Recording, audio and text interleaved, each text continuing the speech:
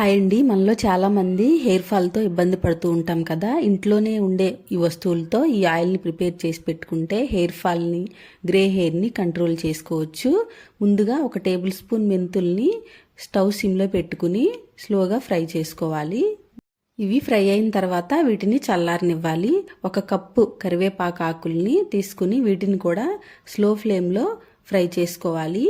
ఇవి కూడా మంచిగా ఫ్రై అయిన తర్వాత ఒక ప్లేట్లోకి తీసుకుని చల్లారి పెట్టుకోవాలి.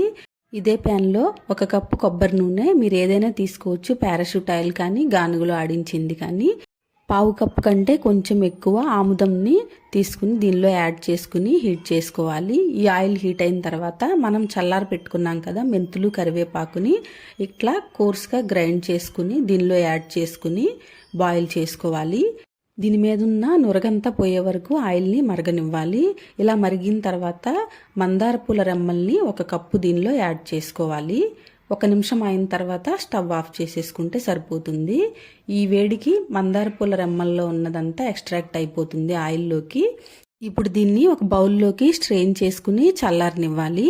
పూర్తిగా చల్లారిన తర్వాత దీనిలోకి విటమిన్ ఈ క్యాప్సిల్స్ ఉంటాయి కదండి, వీటిని ఈ క్వాంటిటీని బట్టి మనం యాడ్ చేసుకోవాలి. వీటిని యాడ్ చేసుకుని స్పూన్తో ఒకసారి మిక్స్ చేసుకుని బాటిల్లోకి ట్రాన్స్ఫర్ చేసేసుకోవటమే. దీన్ని వారానికి 3 సార్లు హెయిర్కి అప్లై చేసుకుంటే హెయిర్ గ్రోత్ బాగుంటుంది, హెయిర్ ఫాల్ కూడా కంట్రోల్ అవుతుంది.